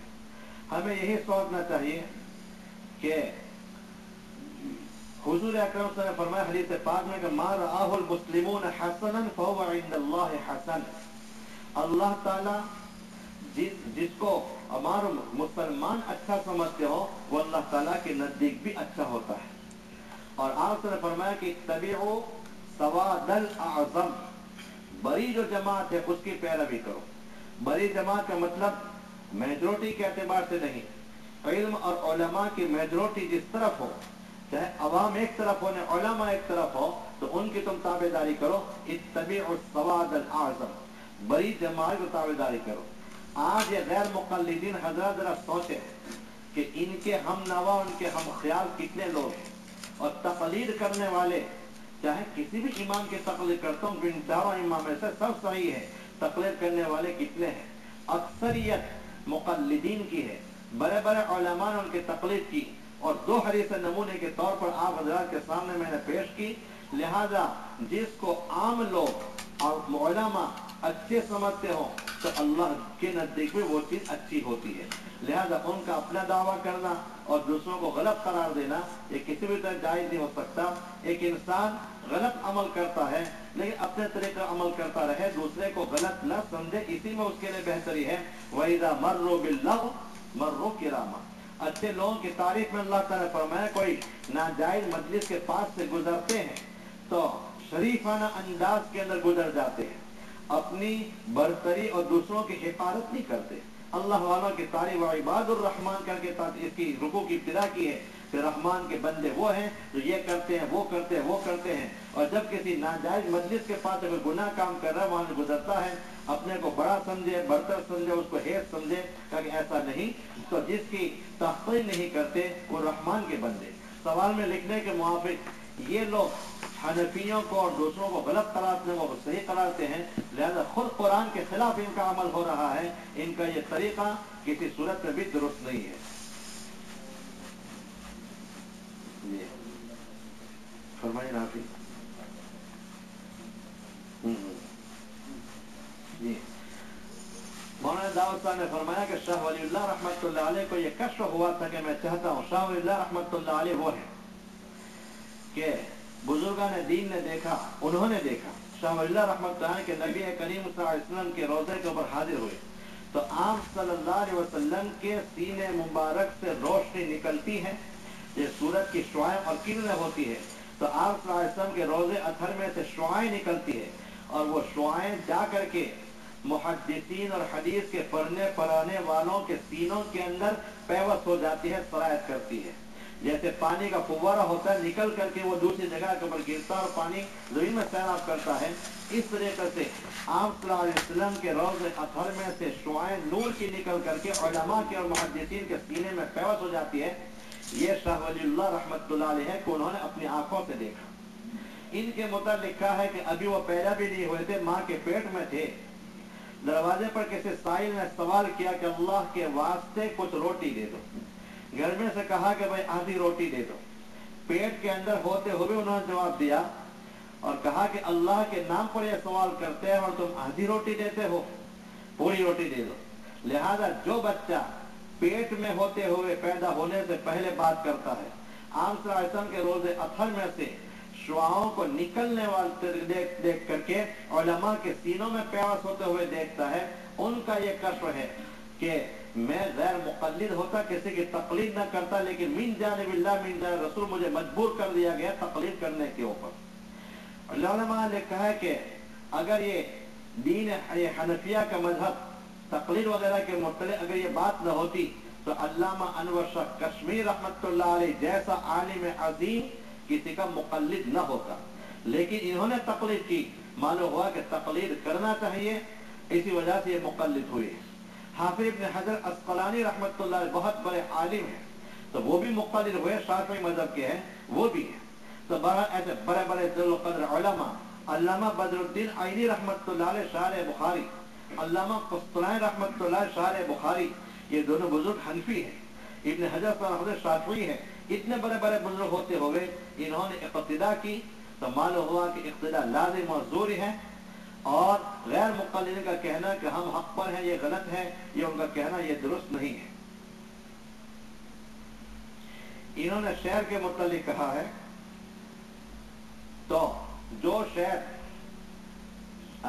अक्सर तौर पर उनका सूदी कारोबार नहीं होता तो और अपना बिजनेस वगैरह करती है, तो ऐसे कंपनियों के शेयर को लेना खरीदना वगैरह ये दुरुस्त है। बाकी रहा वो कंपनियां भी अपनी बात को चलाने के लिए कुछ न कुछ सूदी रकम तो लेती हैं, लेकिन उनका मतमह नजर मकसद असली चलाना होता है कारोबार, सूदी कारोबार करना नहीं होता।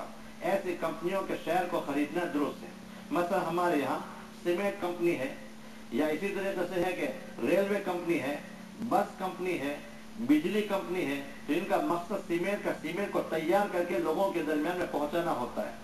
इसी तरीके से रेलवे तो रेलवे चलाना मकसद होता है, किराए के ऊपर होता है। बिजली है तो सप्लाई करना मकसद होता है, ये उनका है। अब इसके शेयर खरीदे और ये लोग अपनी बात को चलाने के लिए बिजनेस को सूदी रकम लेते हैं, तो ये ताबे होता है। और बेमकासिदिहा फिक़ह का कायदा है तमाम कामों का दारोमदार मकसद के ऊपर होता है।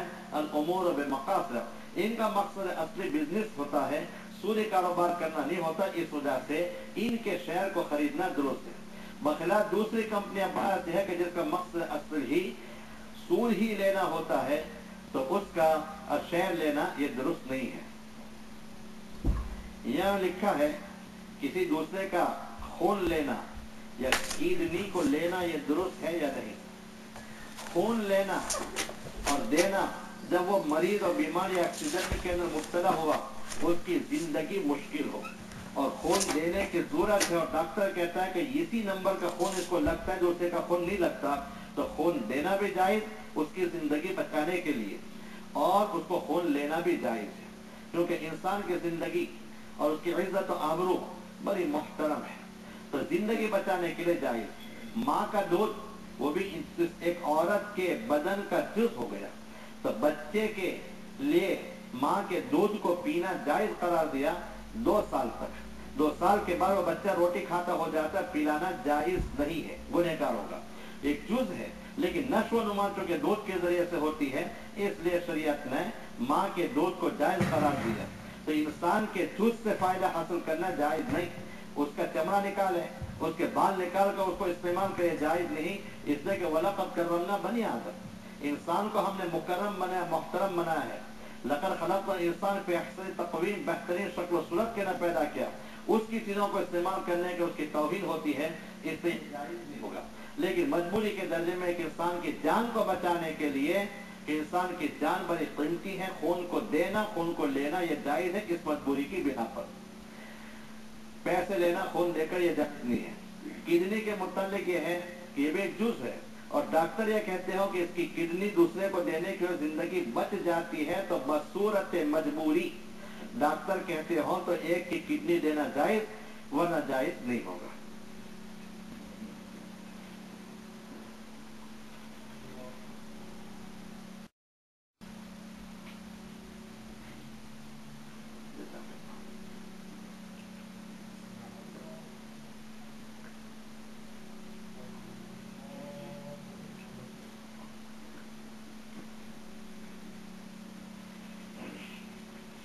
इन भाई का सवाल यह है कि हज के लिए कर्ज लेकर जाना जायज है कि नहीं। सवाल तो ये है कि उनके ऊपर हज फर्ज है या नहीं। अगर हज फर्ज है, बिजनेस वगैरह वो करता है ये भाई, लेकिन उसके पैसे लोगों के ऊपर निकलते हैं कर्जे के अंदर है, और हज फर्ज हो गया, सही सूरत में कर्ज लेकर जाना चाहता है तो वो जा सकता है, और वापस आने की, आकर के देने की नीयत हो। और बेहतर सूरत ये है कि किसी को जामीन भी करार देवे कि मैंने उनके पास इतने पैसे कर्ज लिए हैं, अगर कहीं अल्लाह का हुक्म वहां आ गया कि पैसे मेरी मिल्क को बेचकर, मिल्कियत को बेचकर वगैरह, कहा कि तुम पैसों को अदा कर, कर्जे को अदा कर देना, ये किसी को जामीन बना देना चाहिए, अपने रिश्तेदारों से कह भी देना चाहिए। बड़ा हज फर्ज हो तो कर्ज लेकर जाना दुरुस्त है। अगर हज फर्ज नहीं तो खामखा कर्ज लेने से आप ने मना फरमाया। सवाल दिल हदीस में फरमाया कि सवाल करना, मांगना यह दिल्लत है, तो कर्ज में भी तो एक सवाल करना हुआ, तो जब फर्ज नहीं है तो फिर कर्ज लेकर जाने की जरूरत नहीं है।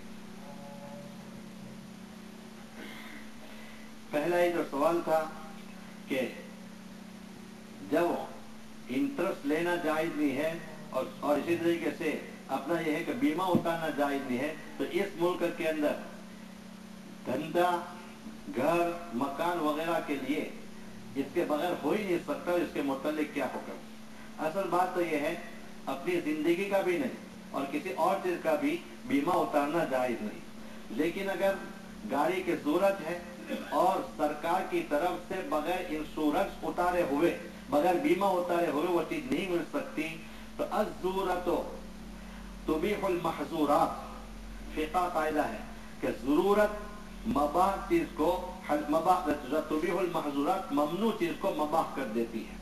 अज़रूरतो तुबीहुल महज़ूरात, यानी जो ममनू चीज है जरूरत, उसको मबाह, बिल्कुल जायज का हुक्म तो नहीं, मबाह करार देती है। तो जब छुटका ही नहीं है उस गाड़ी का बीमा उतारने के बगैर, ऐसी सूरत में गुंजाइश है। जैसे हमारे इंडिया के अंदर पहले किसी चीज का, जात का तो है नहीं, किसी मिल्क का बीमा उतारना जायज नहीं था, لیکن آپ کو یاد ہوگا کہ بمبئی کی بھیونڈی میں سب سے پہلے ہلر ہوا مسلمانوں کا، کافروں کا مسلمانوں کی ملکت کو ضائع کیا گیا۔ اس کے بعد بھی اور بہت سے ہوئے، اور خاص کر کے کافر لوگ جو مسلمان مالدار ہوتے ہیں، ان کی دکانیں ہوتی ہیں، اس کی تولیاں ہوتے ہیں، ان کی کاریں ہوتے ہیں، ان کے مکان، اس کو جلاتے ہیں تاکہ مسلمانوں کا مالی اعتبار سے نقصان ہو۔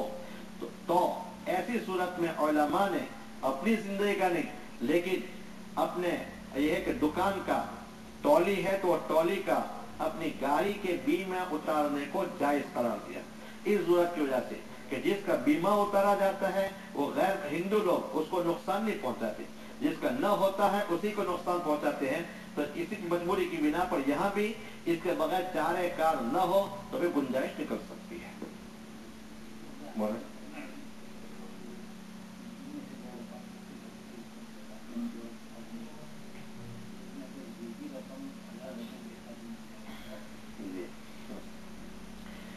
مولانا صاحب نے فرمایا کہ بھائی بیمے کی جو ہم کو زائد رقم ملتی ہے وہ تو حرام ہی ہے، اگر مل بھی گئی کبھی تو ہمارے فقہا نے فرمایا، مفتی لاکھپور صدام برکاتہ وغیرہ فرماتے ہیں کہ ایسی بیمہ کی رقم سے کسی نے زندگی کا بیمہ اتارا، مال کا بیمہ اتارا اور نقصان ہو گیا، مل گیا، بیمہ اتارنے والا اگر مالدار انسان ہے تو جتنی اس نے بیمے میں رقم بھری ہے اتنا لے سکتا اور زائد رقم غربا کے غریبوں کے ثواب کی نیت کے بغیر خرچ کر دے، اور اگر بہت غریب ہے تو زائد رقم کے استعمال کرنے کی گنجائش ہے۔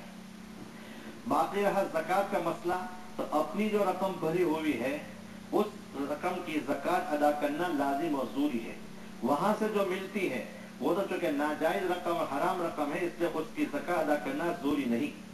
اپنی جو بھری ہوئی رقم ہے بیمے کے اندر، لہذا کیونکہ وہاں ہمارا حق نکلتا ہے، وہ تو رقم ہے کہ جتنی رقم ہے حساب لگاتے ہوئے ہر سال پورا ہونے کے اوپر زکوٰۃ اس کی ادا کر دینا چاہیے۔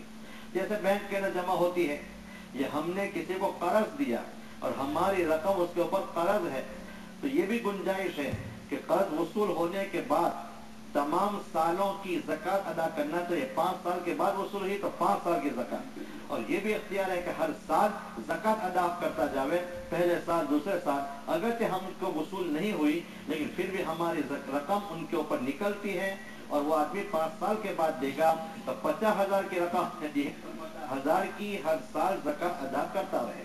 اسی طریقے سے یہاں بیمے بھری ہوئی رقم کا ہر سال ہی اختیار اسی ہے کہ اس کی زکوٰۃ ادا کرتے ہوئے۔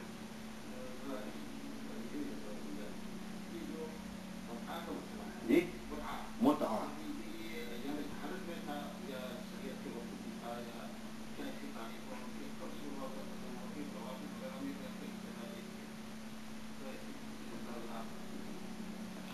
قرآن حکیم میں ہے وَمَتِّعُوهُنَّ، عورتوں سے فائدہ حاصل کرو۔ متعہ کی تعریف یہ ہے کہ کوئی مرد کسی عورت سے کہتا ہے کہ میں تجھے اتنے روپیے دیتا ہوں اور اس روپیوں کے بدلے میں تجھ سے جن سے تعلقات قائم کر کے میں فائدہ حاصل کروں گا۔ نکاح نہیں ہوتا، گواہ بھی نہیں ہوتے، محض کچھ رقم دے کر کے تو فائدہ حاصل کرنے کے متعلق بات چیت ہوتی ہے، اس کو کہتے ہیں متعہ۔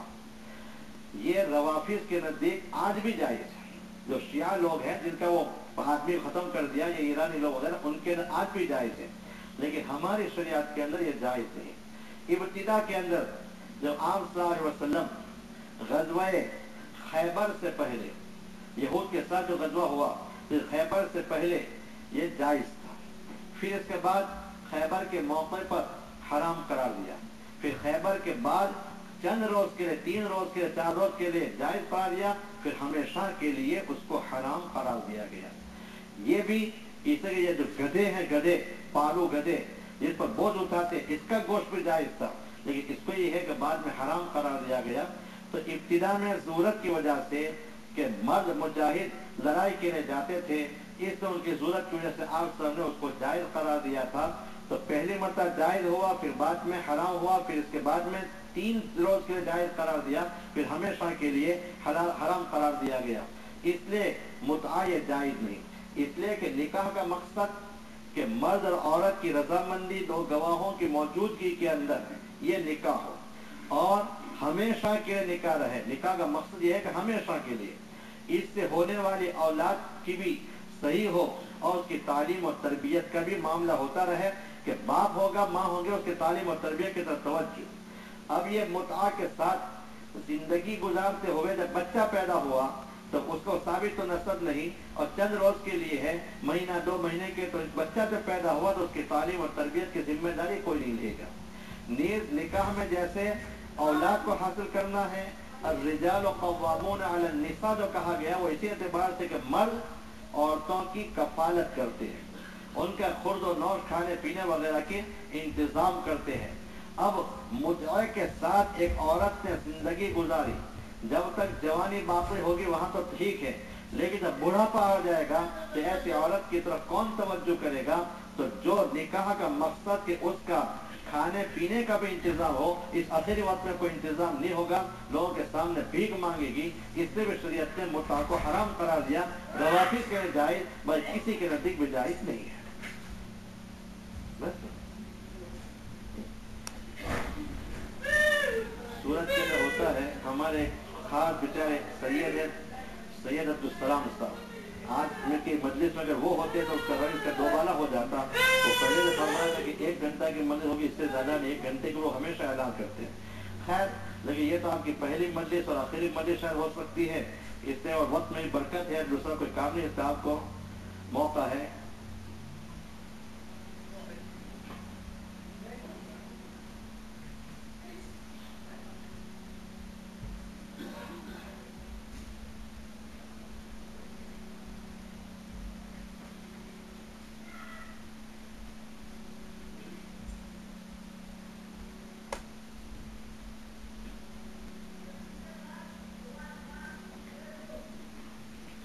इन्होंने सवाल किया कि इंसान को गुस्ल की जरूरत है, अगर ये बगैर गुस्ल किए हुए सो जाता है और नमाज फजर से पहले गुस्ल कर लेता है तो पूरी रात जो इस हालत के में गुजारी उसके मुतालिक क्या हुक्म है। दोनों तरीके नबी करीम सल्लल्लाहु अलैहि वसल्लम से साबित है। लक़द कान लकुम फी रसूलिल्लाहि उस्वतुन हसना, नबी करीम सल्लल्लाहु अलैहि वसल्लम को अल्लाह ताला ने एक उसवा नमूना बना करके पेश किया था, लिहाजा दोनों तरीके साबित। आप सल्लल्लाहु अलैहि वसल्लम ने इस वजीफे ज़ौजियत के बरादा करने के बाद यह है कि आपने गुस्सा अदा फरमा लिया और इस हाल में फिर सो गए पर गुस्ल। और बाद वक्त ऐसा भी होता कि आप गुस्ल न फरमाते, आखिर शब के अंदर गुस्ल फरमाते और फिर नमाज फजर अदा करते। इसी तरीके से हजरत उमर रज़ियल्लाहु अन्हु ने इसके वजह से इन्होंने सवाल किया, हुजूर अकरम से सवाल किया था कि जब गुस्ल की हाजत और जरूरत होती है फर्ज गुस्ल, तो आया हम इसी बगैर गुस्ल किए हुए सो सकते हैं कि नहीं।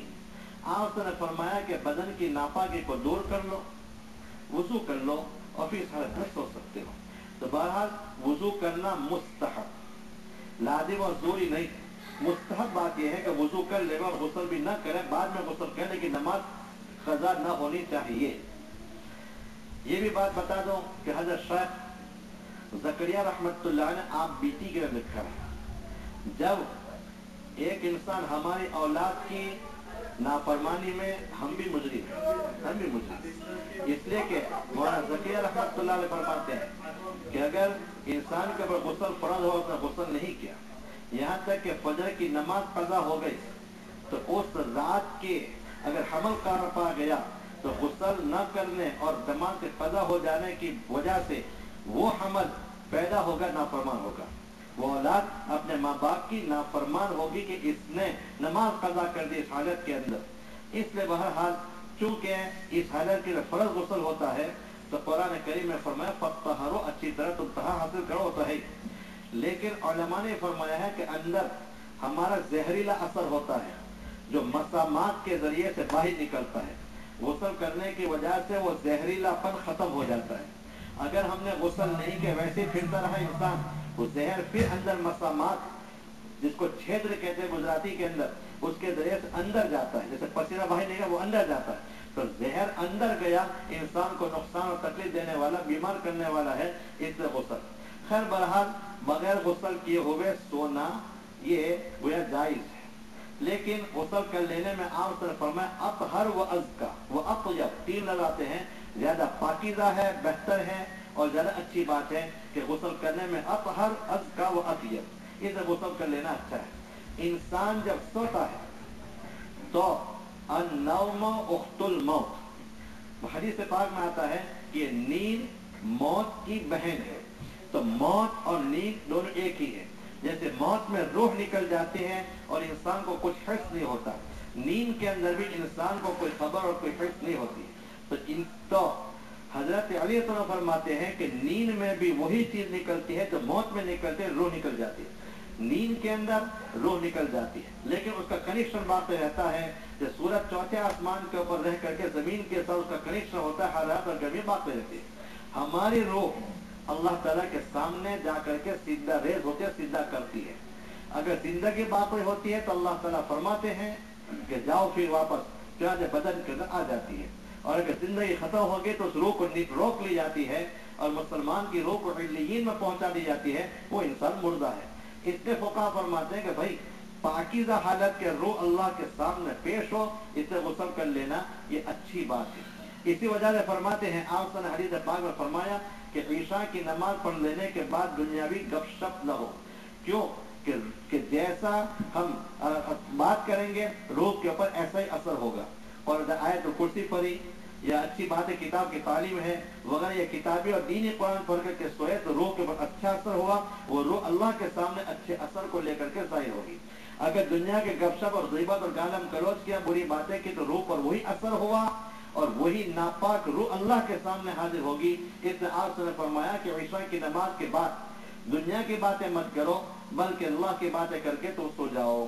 تو بہرحال دونوں باتیں ہیں. افضل آپ سے فرمایا غسل کر لینا ہے، غسل نہیں کیا جب بھی چل سکتا ہے. انہوں نے سوال کیا ہے اگر کپڑے ناپاک ہو تو ناپاک کپڑوں کے ساتھ سونا کیسا ہے؟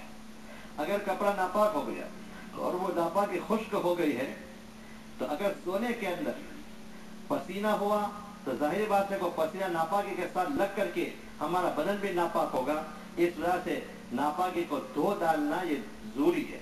اور اگر پسینہ نہیں ہوتا تو پھر خیر وہ محض ناپاک کپڑا جب ناپاکی نہیں لگی تو پھر ایسے حالت میں سونا اس کی اجازت ہے، گنجائش ہے. تاہم اس دھو لینا زیادہ اچھا ہے تاکہ پسینے کی وجہ سے انسان کا یہ ہے کہ بدن وغیرہ ناپاک نہ ہو. اسی وجہ سے نبی کریم صاحب نے فرمایا کہ تم اذا استيقظ احدكم من منامه جب تم میں سے کوئی انسان نیند سے بیدار ہو تو فلیغسل یدہ، اپنے ہاتھ کو یہ ہے کہ دھو ڈالے. اور لا یغمسن یدہ فی الاناء، اذا استيقظ احدكم في منامه فلا یغمسن یدہ فی الاناء، جب نیند سے بیدار ہو تو ہاتھ دھونے کے بغیر پانی کے اندر اپنے ہاتھ کو نہ ڈالے. فإنه لا يدري أين باتت يده، انسان کو معلوم نہیں کہ اس کا ہاتھ رات کو کہاں پہنچا ہے. عام کے زمانے کے اندر پانی کی قلت تھی، صحابہ کرام فقط دھیلوں سے استنجا کرتے تھے اور وہاں کی گرمی کی وجہ سے وہ گرمی ہوتی. رات کے سونے میں انسان اپنے بدن کو کھجلاتا ہے، کبھی یہ ہے کہ ناپاک کی جگہ پر ہاتھ پہنچ گیا اور وہ ناپاکی لگ گئی. اس لحاظ نے فرمایا کہ بھائی ہاتھ کو دھو ڈالو. فإنه لا يدري، اس کو معلوم نہیں کہ رات اس کا ہاتھ کہاں کہاں پہنچا ہے، لیکن یقین نہیں ہے کہ ناپاک ہو گیا ہے، اس لیے دھونے کو مستحب قرار دیا ہے. البتہ امام احمد رحمۃ اللہ علیہ رات کو اٹھنے کے بعد دھونے کو لازم اور ضروری قرار دیتے ہیں. اگر ہم نے برتن میں پانی لیا اور اس میں بغیر دھوئے ہوئے ڈال دیا، امام احمد رحمۃ اللہ وہ پانی ناپاک ہوگا، ہمارے ناپاک نہیں. ہمارے یہاں تو خیر وہ نل وغیرہ ہے اس لیے یہ ضرورت پیش نہیں آتی. تاہم ان کے سوال کا جواب یہی ہوا کہ کپڑا ناپاک ہو تو دھو دینا چاہیے. ممکن ہے کہ بدن کی گرمی کی وجہ سے پسینہ ہو کر وہ ناپاکی بدن پر لگ جائے اور ہمارا بدن ناپاک اور نماز سے محروم رہ جائے. بس محرم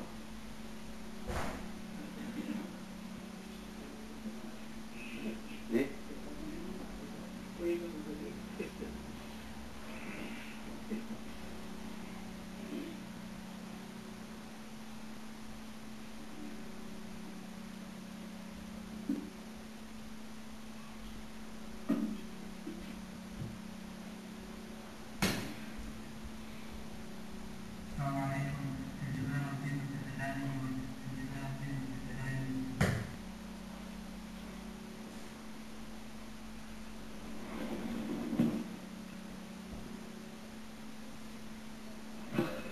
انہوں نے کہا کہ آنکھ کی تکلیف کی وجہ سے آپریشن کرنا ہے تو دوسرے کے آنکھ کو بٹھانا یہ درست ہے یا درست نہیں ہے؟ ظاہری بات ہے کہ آنکھ بھی ایک انسان کا یہ عضو ہے، اس وجہ سے اس سے فائدہ اٹھانا یہ جائز نہیں ہوگا، دوسرے کی آنکھ کو بٹھانا یہ جائز نہیں ہے۔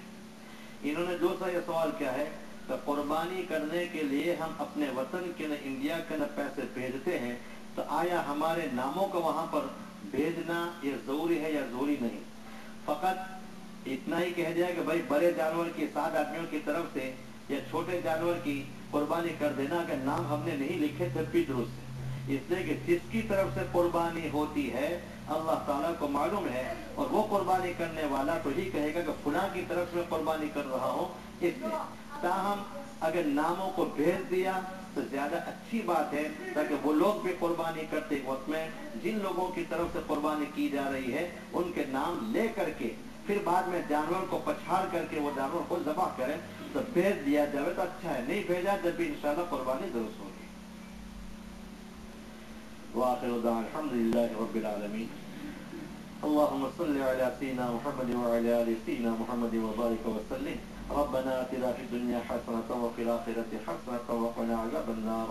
ربنا ظلمنا أنفسنا وإن لم تغفر لنا وترحمنا لنكونن من الخاسرين۔ ربنا لا تزغ قلوبنا بعد إذ هديتنا وهب لنا من لدنك رحمة إنك أنت الوهاب۔ ربنا هب لنا من أزواجنا وذرياتنا قرة أعين